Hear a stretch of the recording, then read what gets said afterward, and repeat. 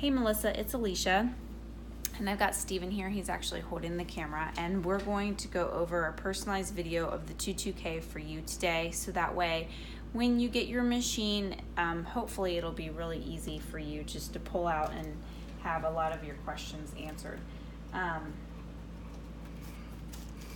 There's some dried wax in there we'll have to clean up.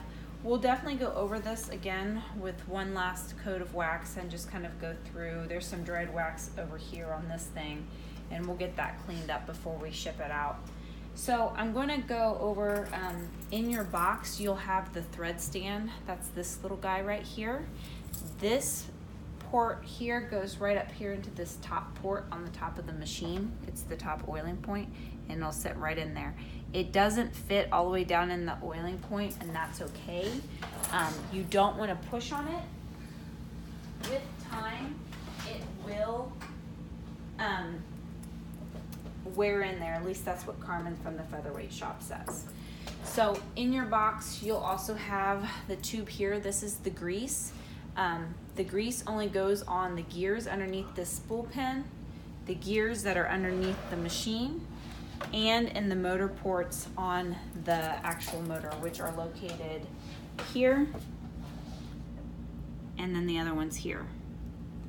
And there's a really good how to use and apply directions in here. So I'm actually not going to go over that, because if I spend too much time, we won't get through the whole video. It takes forever to load. So read through this, and if it's confusing in any way, let me know, and we can do like a FaceTime or another video or what have you and go over that. This right here is also in your case. This brass straw actually fits down into the bottle and it has a top, and then it pulls out. And this is really great for being able to oil and go through your different oiling points. This right here is the bobbin tension meter that's in your box as well. And I will send you an actual video on how to use this, again, to kind of save time. And we've already done a video on this. So I'll send that to you for you to watch as well. And then if you have any other questions, or if it's confusing or you need some additional information, just let us know. But I just wanted you to be aware of this is what the bobbin meter is in your case. So those things are included in your case, and then I've also printed out and put in page protectors an additional manual for you, so that way you don't have to use the original. So right now I'm going to show you how to thread the machine and how to thread the bobbin case.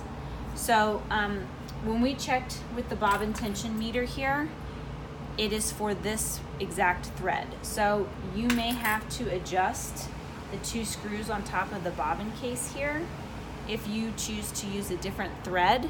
And just to double check, you may not have to do any adjustments, but you may want to just run it through the meter just to double check it. So your thread will sit on the spool pin like so, and then you'll put it through this eyelet here, and then there's a hole on the actual thread stand itself. Put that thread through there, rest it on this eyelet that's here, and then this right here is your light switch. So sometimes it helps to turn that on so as you're threading, because this LED light gives it illuminates really well. So right here you'll see there's little discs, and they're loose. When we put down the presser foot, it applies tension and it causes them not to be loose. When you're threading the machine, have this presser foot up so that way it's loose, because you want this thread to go in between those two discs. And I always hold it from up here so that way it gives a little bit more tension. Then from there, there's this little lever that goes up and down. You want your thread to catch that, and you want to put it around this pin looking thing, so that way both pieces of thread are through here. Then from there you're going to go through this eyelet. From there you're going to go through this eyelet straight down.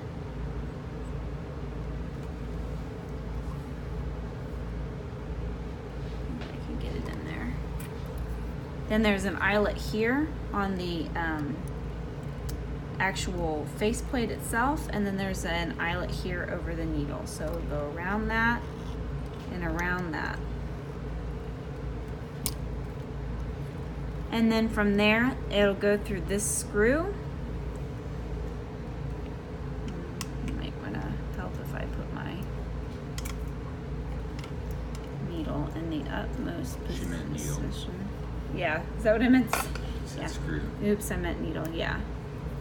So then I just cut the end of that because it was kind of frayed. You're gonna put that through here.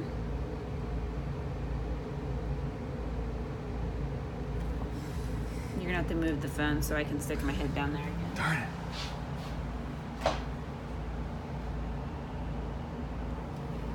And then from there, it'll go directly underneath the presser foot.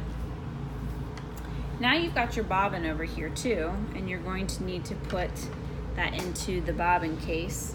So what you'll do is you'll stick your bobbin in there with the thread to the left, straight into the bobbin case. And then I always just kind of go around once. And then the thread will go right through this little slit right here. I don't know how well you can see it, but there's a little slit right here. And then from there it will click into this portion here. From there, put the thread in front of the bobbin case and pull out this little flap here and hold it just like this. Put up your extension bed, and right underneath here, you will put it on the shaft. I don't know how well you can see that, and I can't turn on the flash. Go figure. Let me see if I have a flashlight over here, and I do. Dang it, cat. So, Stephen, pay attention to what we're doing here. Can't steal your scissors. It's okay. So there, I'll show it to you again. So right there, and it goes right onto that shaft. All right, so there's that. Go get it. So when I'm tearing that up, my cat stole my scissors covers for my very expensive scissors. And so anyways, from there, what you want to do is you're going to want to hold this thread, and I'm actually going to hold it down while I'm holding the phone. And then you're going to pull this down, and then it will bring up the thread from the bottom. And I use a small pair of scissors, and I will go and pull that out through there and through the back. So now I've got both pieces of thread out through the back of the machine, and I can then take my fabric, stick it underneath there, put down my presser foot, and I can begin stitching.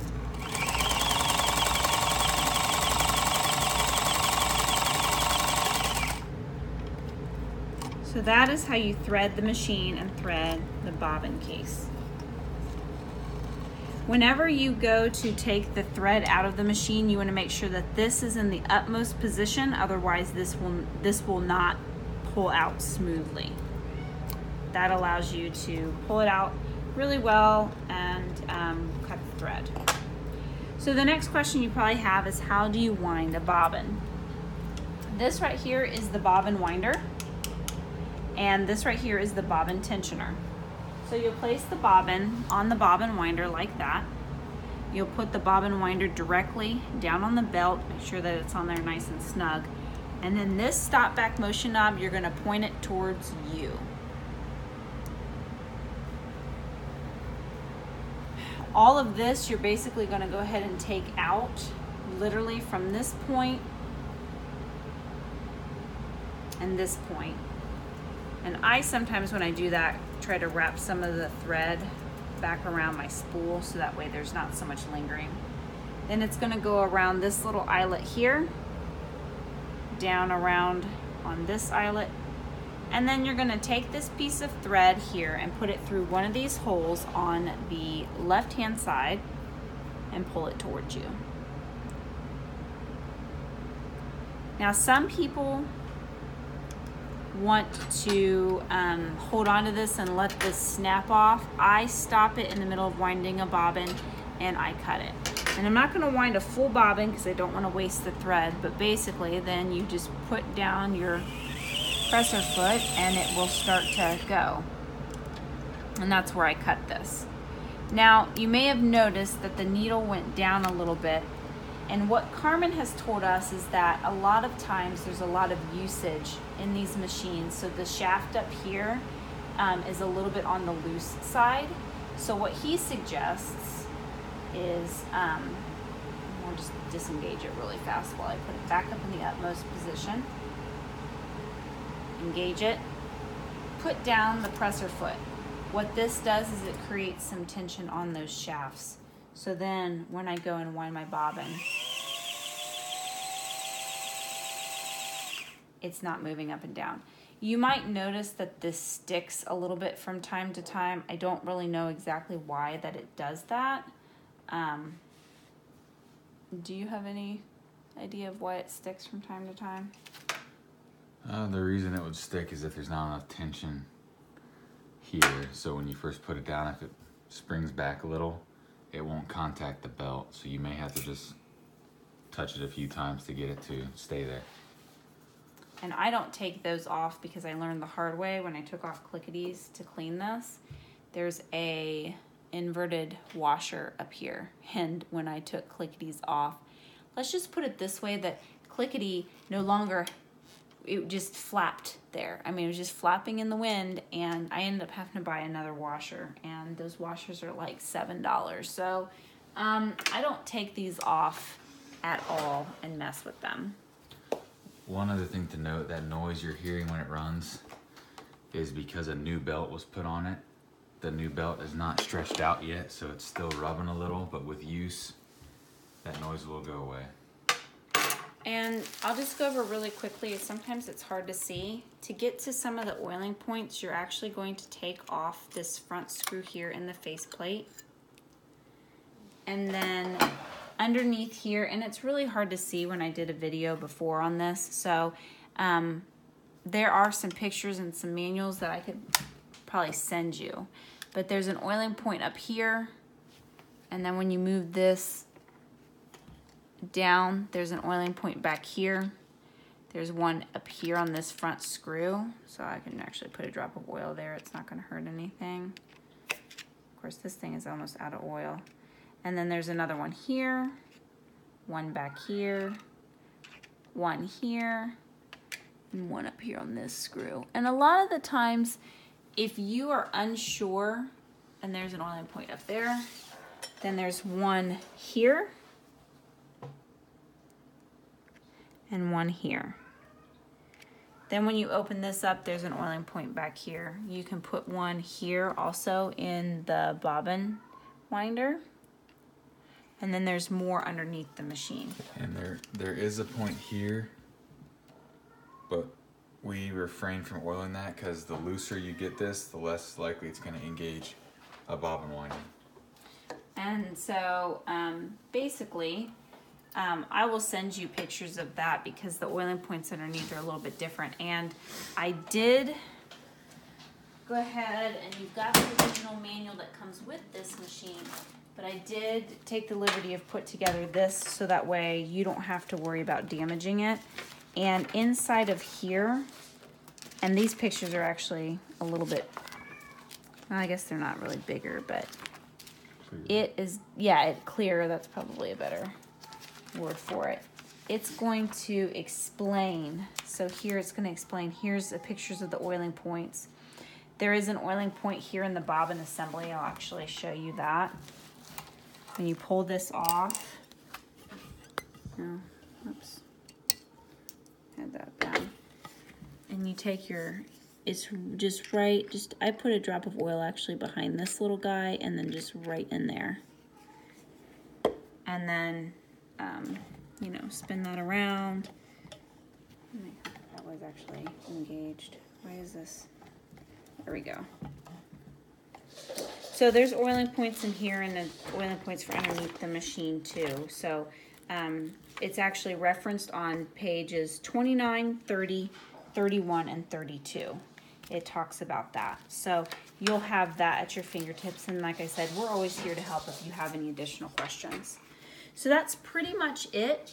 If there are other things that you are curious and need to know or want to know about, just let me know. and I will try to get that for you. Like I said, we're going to do another glaze on that, and then I've got all of your goodies in the box here, and the box is cleaned up and ready to go. And then also the additional manual here, so that way you've got a resource, because the original manual that came with this machine is really fragile. So that's it for now. Hopefully this video is what you're looking for, and again, like I said, if it's not, let me know.